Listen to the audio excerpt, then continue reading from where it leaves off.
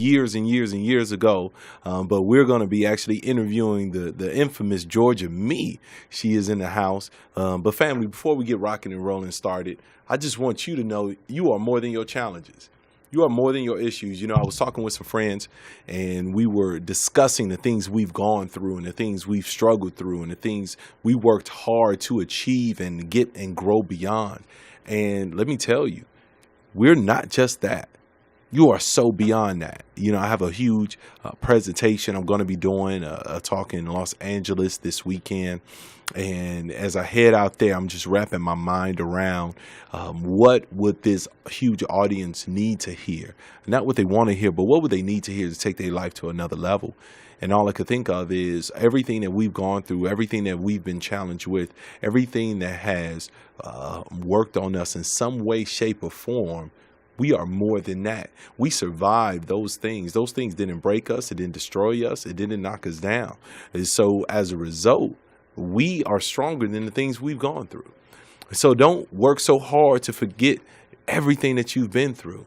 Don't spend so much energy forgetting the pain that you also forget the lesson, because you need that, right? You need that lesson. You need to know what you're capable of, what you're stronger than, what you can prevent.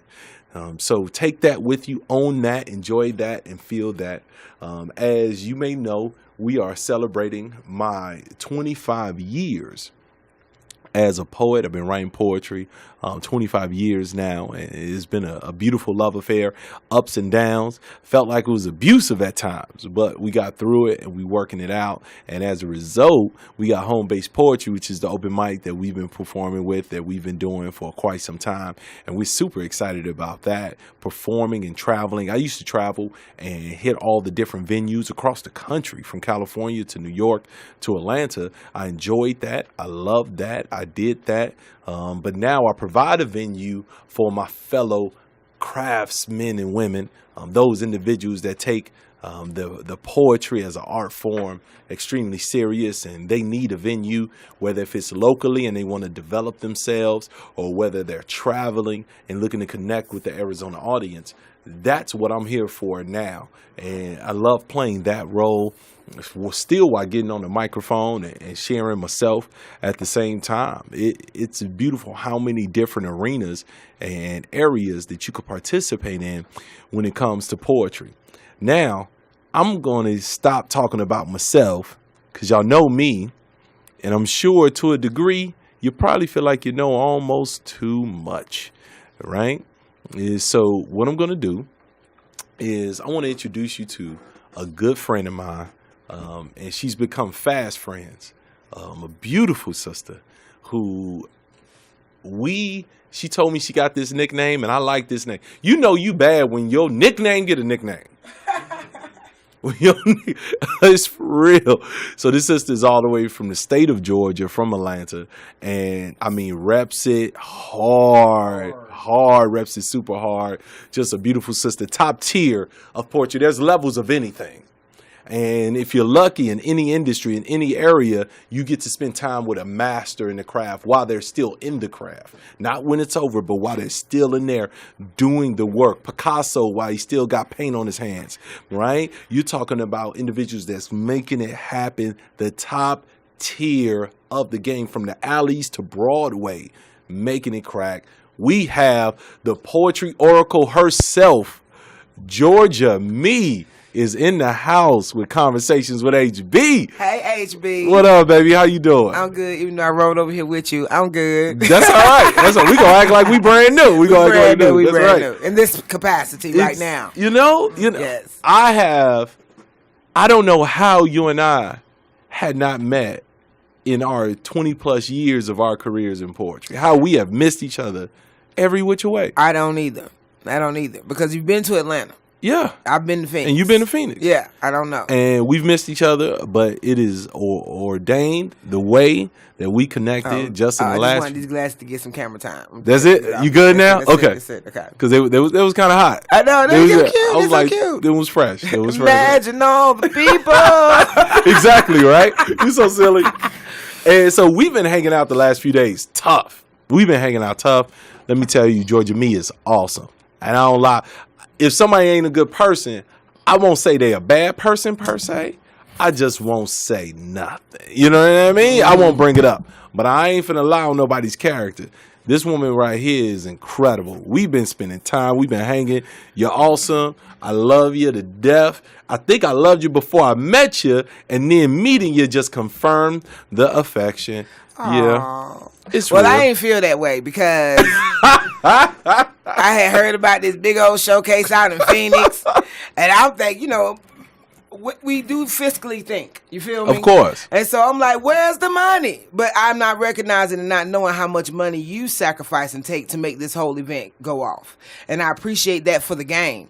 And I do, if I had known, you know, the people like Abyss, shout out to Abyss. Abyss, my brother. Who was like, you need to go out there, you need to see what's going on. He really got a great showcase, a really great opportunity for this audience to know you if they don't know you, or for people to see you. Absolutely. So I'm very grateful, and shout out to HomeBase. Great audience, great people, amazing energy, down to earth. You know, bougie people be everywhere, but I'm not a little bougie in your accomplishment. Yeah. But not in how you treat each other. Absolutely. You know what I'm saying? Absolutely. So I really enjoyed. Yeah, he told me to look at the camera. I really enjoyed the people, and I enjoyed how I was able to be me. Authentically. And I'm going to do that anyway, but sometimes it's a struggle because I got to fight through everybody else's demons. Yeah. You know what I'm saying? Absolutely. So but it wasn't that at all. It was like, come on, girl, be you. We want it. We need it. Come on. And they loved you. Yeah. Oh, they I loved loved them, it some too. Georgia Me. They loved you. They loved you. So thank you so much. So for those that don't know, you haven't had the privilege, you know what I mean? How did you get started? Tell us a little bit of just about your background as far as poetry concerned. And then we're going to go into some of your amazing, you have done stuff in poetry people haven't done in other more dominant industries like acting and, you know, singing and what have you. Like, you've done some stuff that is absolutely mind-blowing. You're top shelf. If this was a bar, you top shelf. You know what I mean? I wanted to push myself and push the game the whole time. And I hope I inspire people to do that. I hope I inspire people to know that no matter what you're doing, be an innovator of it. If something's been done, figure another way to do it, or your own way of doing it is its own brilliance. So I started 9 years old. You know, the summer camps they have for the poor kids, you know. Oh, yeah. For $8 a week, we'll teach you how to swim, dance, jazz, music, draw, some Monopoly and things like that, because y'all ain't got that at y'all house. Y'all ain't got no real games. Right. So I went to JFK, John F. Kennedy summer camp, and I was introduced to Nikki Giovanni's work, Ego Tripping, and I was asked to perform it. At the mere age of 8 years old. Come on. 8, 9 years old. I was 8, 9. And I fell in love. Wow. Fell in love. And then I went to the library, and there's this whole section called poetry. And I learned about Amir Baraka and Saya Sanchez and County Cullen and Moore Langston Hughes and James Weldon Johnson and it was over with. So then everything I did was poetry related. And my whole life has been figuring a way to make poetry a part of it. I was over the morning announcements. I did poems on Friday night. on Friday morning. Yeah. Whenever there was a competition, I did poetry. My final exam for my senior year, I turned my whole entire class into a cafe from the 1960s, and we did works of Leroy Brown, a.k.a. Amir Baraka, and the other beatnik poets in that area of that era. And so everything, even like my friends going through something, to keep my friend from going to the service, I wrote her poem. Stay your butt here. Right. You know what I'm saying? Right. You know what I'm saying? They help my brothers get some ass. I got you. You know what I'm saying? Like, wait, what you need? Hold on, what you need? It's my weapon and my wealth. You know what I'm saying? And so that's how it started, and that's how it's been. And I didn't know what it would do, but I knew it could do something. I knew with when I first started doing just writing, like at the bus stop, at work, at everywhere, just every day about everything. When I went to the poetry spot, shout out to Celicia, a co-worker of mine who told me where the poetry spot was, because I'm a hood chick. Right. I don't know where the poetry spot is. You feel me? Yeah. So I go to the poetry spot, I do my poem, and a sister come up to me and she said, I'm going to put some clothes on when I go to the club. And that is when my poetry career started. My poetry career started when I knew I had the power to affect people in a positive way, and it would be my weapon and my wealth. Yeah. And from that day on, April 1998, I've been doing spoken word. Come on now. Yep. That's a beautiful story. Yeah, that's now it's come a long way from you doing the morning announcements at school. You know what I mean? I ain't saying you still don't do morning announcements. I sure do. You know. you still got to be rooted, right? But it's come a long way since Def Poetry Jam. I joke and say the only person been on Def Poetry Jam more than you is the host. You know what I'm saying? Is the man himself. Def Broadway. Who would have thought poetry was gonna make it to Broadway? It had already made the Broadway. Shout out to For Color Girls who consider suicide when the rainbow isn't enough. The Corey Palm. You know what I'm saying? That was my first time on stage. That's his first time on poetry. My first time on stage for Color Girls. It's a long story. I know it's only women in there. You get the story later. I'm gonna let your imagination work. But he's gifted. That's all it is. Tell me about that. Tell me about that blowing up part. Oh man, because it had to go from the coffee house to the explosion. I think that it's the vision of the people that, especially that were chosen, that 9 that did Def Poetry. None of us, maybe one, had a small vision for what spoken word and poetry could do. Be. I've always seen it in arenas and coliseums. I've always seen me at the Grammys, Tonys, Oscars. I've always seen it. Yeah. It's never been a time. Why would I do anything and think small? And if you think small, you're thinking of your talent. Really. And that's okay. Stay in your lane. You supposed to be in the coffee house, and ain't nothing wrong with that, and I thank God for the coffee house. Yeah. But I am Coliseum. Yeah. I am Wembley Arena. You understand me? That's my aspiration, because that's what we are, our vision. Absolutely. You feel me? And like I told H about watching TV. Shout out to TV, because people they hate on TV all the time. It's not TV. It's how you watch TV. Exactly. It's a tool. It's a tool. So I'm watching TV and I see Hazel on HBO doing her show on Broadway. And I'm like, wow. A one-woman show on Broadway. I'm amazed. I'm like, wow, it's great. Then I see Whoopi Goldberg, her one-woman show. I'm like, wow. I'm like, God, I want to be on Broadway. 3 months later, I don't even know if it was 3 months later, but I had seen Russel Simmons on a special. And in the special, I liked Russell, and I could talk. We could be free on here. I said, so this is my conversation with God, HB. This is my conversation with God. God, I want to meet Russell Simmons. I know he like model bitches, but I'm a bad bitch. He gonna love me.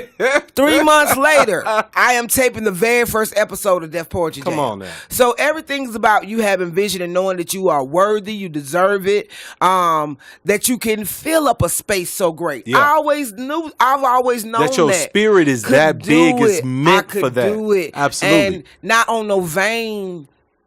With vain intentions. Just knowing your power and my purpose. Yeah, what the impact can be. I want larger stages so I can hit more people. Were you always this confident? And if you ask my mama, she'll say yeah. You know what I'm saying? Right. But I say no. I just think I don't like limitations. I don't like anything to imprison me. So I'm real big about shattering limitations and ideas of what people think. Like, I've always been this vessel. I've always been a big girl, okay? Yeah. So being a big girl, first off, people are intimidated off gate. And you don't even know that you're a little girl. You know what I'm saying? Right. Like, I'm 10 years old, I'm 200 pounds. Hey, I'm still a little girl. Right. But people are intimidated. And so I've always known how to maneuver in this vessel. Mm-hmm. I was a dancer. I was very popular. I've always been a sports fanatic. I can play basketball, baseball, football. You know what I'm saying? Like pool, you name it. I've always been someone who wasn't limited by what you think, because big girls don't do this, or hood girls don't do that, or black women don't do this, or southern women, or women. Now you gonna tell me what I'm gonna do? I'm Jesus' little sister. Greater things ye shall do, he said to me. So I am going to turn water into Hennessy. Hallelujah. Okay. So, I've always been like a bully buster. Yeah. That's what it's really been about, because I don't like unfairness. Yeah. And then when people scare me or they try to hurt me, I gotta slay you. You raise up. Yeah, I can't help it. And we was just talking about our challenges. And what you said right there is powerful. When people or entities or spirits do their best to break you, to come at you, don't let it push you. And it's okay to feel fear. Just go into it, right? I say all the time, man, I was scared all the time. I was afraid all the time. And then guess what? I said this, when I feel fear, that's my signal to move towards it, to move against it, because it's going to come anyway. So I might as well meet it head on. Take the arrows in the forehead, not in the back. Old samurai saying, you know what I mean? You so smart. Oh, Lord. You know, she be I'm a nerd whore. Like, I love a smart man. You know, I'm just... I need all brothers to read a book, nigga. Read a book. I need everybody to read. Right. I need Boondocks joint. Read a book. I need everybody, and not even just that. Just learn about all that you can, the different type of civilizations, and don't think because you learn about one thing that's the end all be all. I hate when somebody read one book and then everything in their life they talk about is that. That shows that you have information and not knowledge. Okay, I need you all to just absorb all that Most High has put here for you. So I just embrace that. And sister, you got smart men, y'all. We got to really exalt our brothers that use their intellect. We praise the wrong things in our community. Thank you. You know what I'm saying? I got my brothers back that's on the block, but I applaud and the brothers who got the degrees and good jobs and efforts and entrepreneurship need head like prayer 3 times a day. We got to make sure they okay. Do you understand? Are y'all hearing this? Are you hearing this? Support the good brother. I'm going to fund a workshop for Georgia Me. I mean, pray to the east and then get on your knees to the west. You know what I'm saying? Hallelujah. I'm just saying, we really do. We applaud too many brothers who aren't worthy. You know what I'm saying? They ridiculous just aren't worthy. Oh my God. Don't treat you right. Cowards. Don't know how. Absolute cowards. We don't. I constantly have experiences now that I'm a single woman of brothers who don't know how to treat women. And it's unheard. I don't even know what to do with myself. I'm constantly training men on things I think they should know. It ain't even that they don't know it. They don't have to do it because you women have allowed them to be their less self. Come on. And that's why we have a whole bunch of mediocre MFs around here who, think they can be all right giving they half ass, treating you like shit. It's unacceptable. I'm just like, sister, we got to put a lockdown on this thing. And I mean, I know you don't like being lonely, but it's better than allowing a man to enter your space who isn't worthy. There you go. It is so, you got to.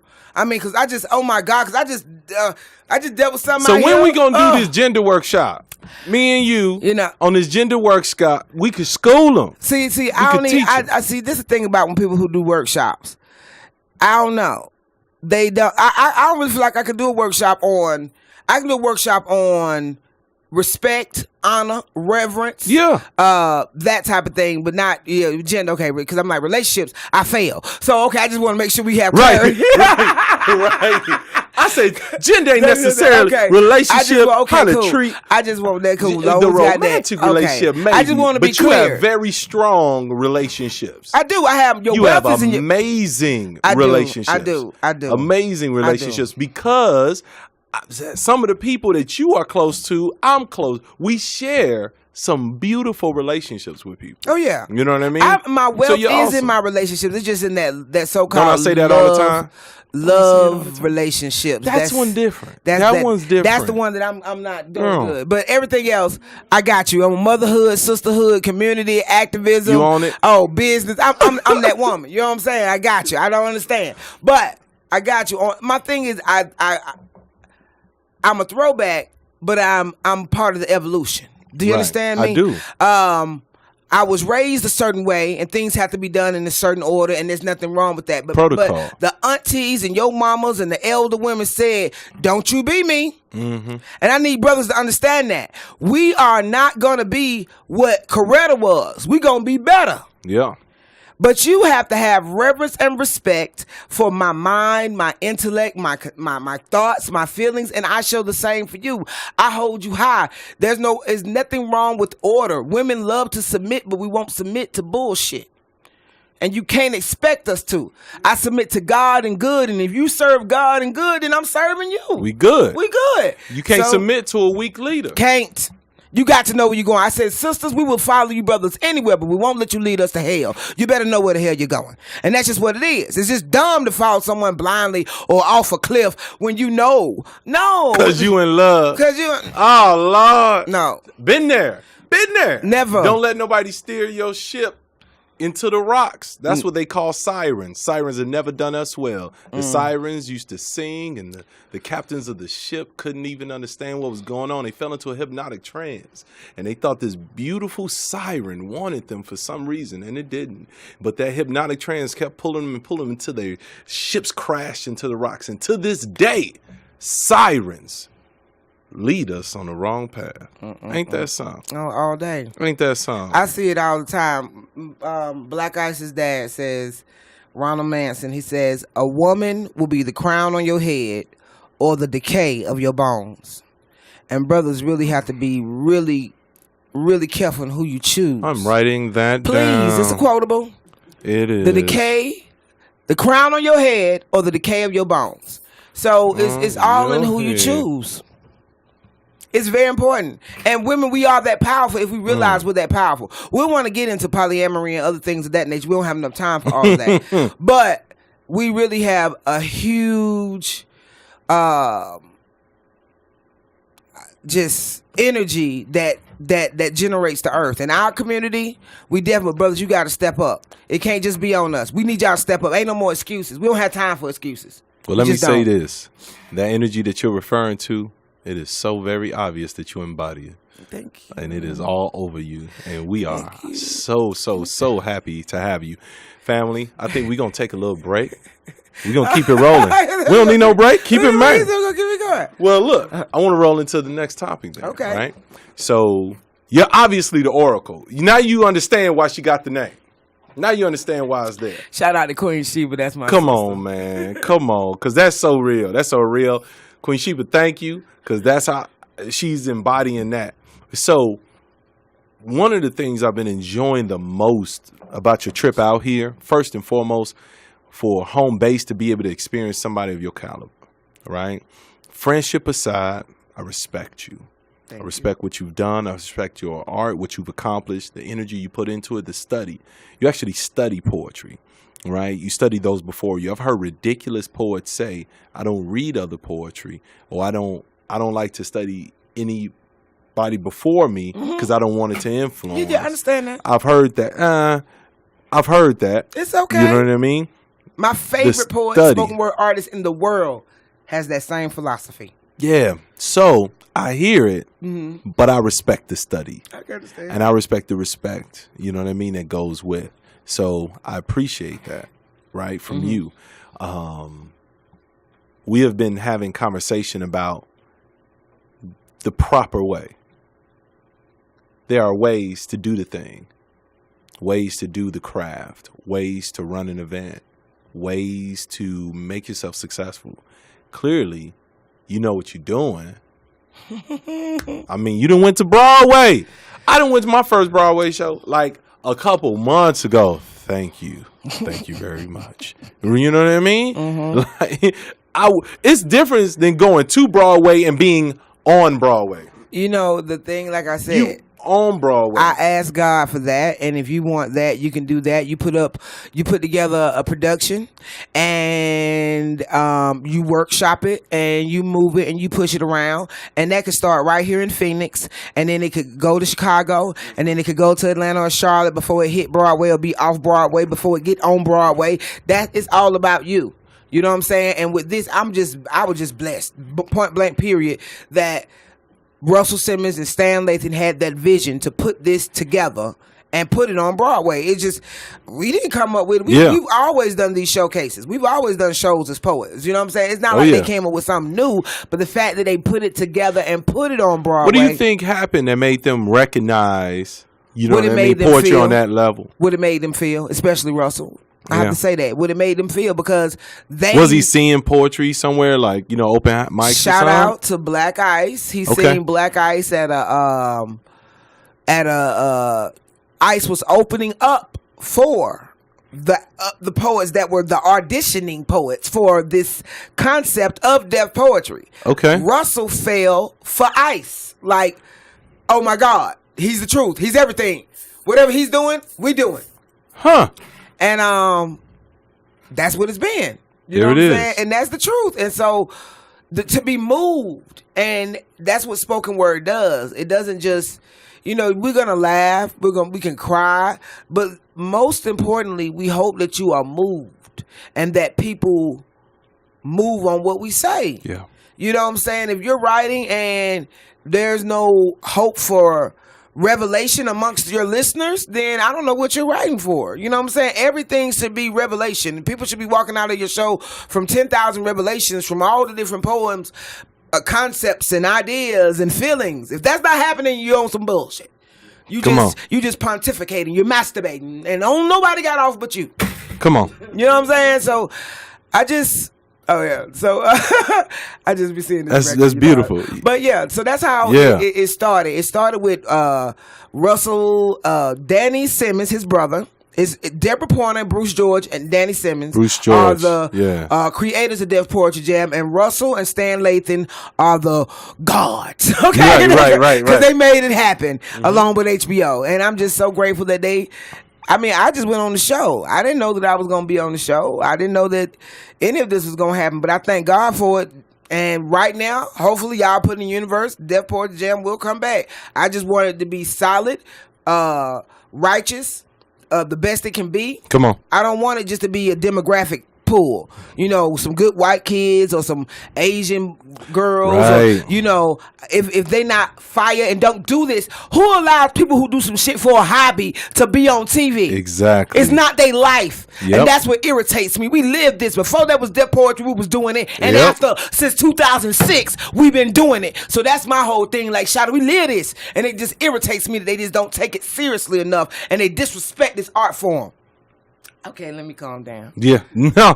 I love it. She'll go bam to bam. The spectrum is real. The spectrum is I've been living the spectrum for 3 days. I've been living it, and it's been incredible. My son says, "Mom, how do you do that?" Because I'm like, go get me some shit. Exactly. She all over the place. Look, before we go, you got something you can share with us? Sure, I do a little something. You do a little something for me? Let me see. I know. Let me give you a minute. This is here once just again. A minute, but I want people to go to my website, please. There you go. Please go to GeorgiaMeThePoet.com. Georgia Me, like Georgia the state and yourself. GeorgiaMeThePoet.com.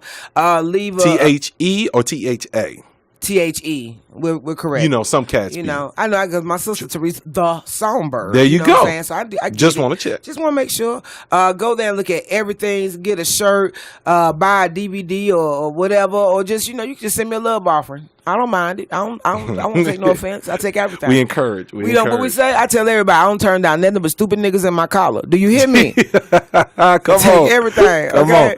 And you got a show this weekend. Oh yeah, I got a show this weekend. Fly Poet Showcase in Redondo Beach, California, with Eric Benet and Angie Stone and Prentice Powell and after set DJ by Brother Jamel. I don't even know how many amazing other artists are gonna be on that show.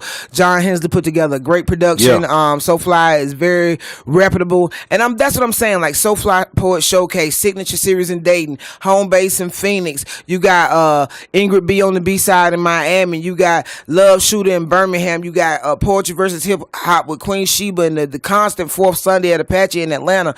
I mean every Sunday in Atlanta. The scene is masterful. The Poetry Line in LA, that we just got so many places that have created a culture for years, and I'm grateful to the people that keep it going and expanding it. Yeah. You know what I'm saying? Like a poetry ticket should be $50, $75, $100, and that's just the truth. I'm the Beyonce. I'm the Beyonce of spoken word. Yes, I'm the Patti LaBelle of poetry. Yes, I'm the Aretha of oration. You know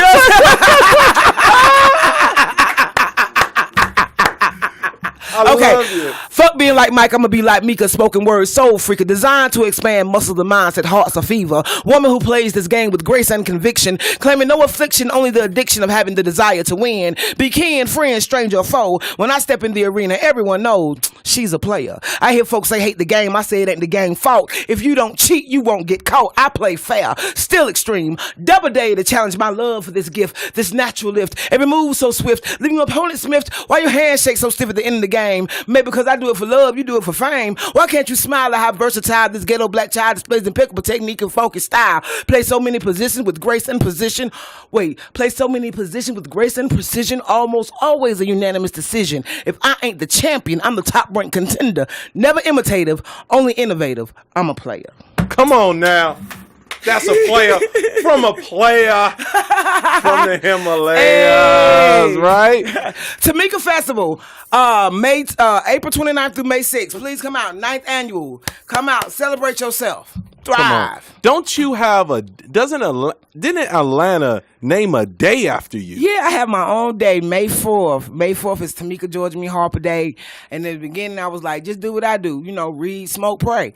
But, we expanded it to an entire celebration of our entire culture from the continent to here. And I really think it's going to be intergalactic at some point. You know what I'm saying? Sure. I really feel like the aliens going to come down and be like, you know what, we're going to take y'all to the 12th planet. You know what I'm saying? Like, they're going to take some of us because most of us be on some mud. Yeah, because they're going to be scared. They don't know the knowledge. Like, you know what I'm saying? But it's just been beautiful. I've been able to honor people like Black Ice and Jessica Care Moore and The Last Poets and Frankie Beverly and Mays and Fantasia and Dr. Joseph Lowry and educators in Atlanta like Miss Linda Smith and Freddie Kendricks, people who work in the community, because they don't get enough light. I make sure I highlight the teachers and the motivators and the movers out there that necessarily people don't know about. It ain't about the world knowing about you. We see you. And that's what it's about, loving each other. Family, you just got 30-minute shot in the arm. This has been a dose. If you was tired, you just got coffee. That's what this was. This was visual and verbal caffeine, and we just put it right into your bloodstream. We are with Georgia Me. This is Home Base. Conversations with HB. You can always go to homebasepoetry.com. Check us out on Facebook, Instagram, Twitter. Check us out on Facebook, Instagram, Twitter. Stay in touch with us. Communicate with us. We want to help build this community with your help, with your assistance. We're going to make it bigger and bigger and bigger and bigger because there's more Georgia Me's out there. There's more HBs out there. There's more Black Ices out there. There's more Queen Shebas out there. They're young. They need to be nurtured. And we need to make sure that the environment community is here to nurture them. You have blessed me. I am learning. I am taking notes. Rarely do I get to spend time with an artistic big sister, and that's why I feel like it's been happening. I've been saying stuff, and then she'll calm it down. I'll be like, I need to quit being judgmental. You right. Look, I'm taking my notes. I'm growing. It feels so good. You have so blessed me these last few days. And I feel the same. Shout out to HB who has fed me. And y'all know Fat Girl love food. I'm just saying, it's been good food. You know what I'm saying? Like, it's been healthy and shit. I'm just saying, it's been really good. And shout out to all the people in Chicago, because I wouldn't know him if it wasn't for Red Storm, Emerald Green, and Abyss, and Terrence. What's up, Alias? You know what I'm saying? Yeah, West Enigma Poets. West Side Shy. You know what it is. Love you. Love you. We're going to keep the conversation going, but y'all got to go. So appreciate you. Make sure you continue to tune in Thursday from 1:30 to 2 o'clock next week. That is Arizona time. Arizona is in his own time zone. I'm going to inspire you to look it up. You didn't know that, did you? There you go. Arizona has its own time zone. We are different. We do everything from A to Z out here. Bam, you see what I did there? That was artistic. Get out of here. I love y'all. HB, Georgia Me, having a great time. Peace.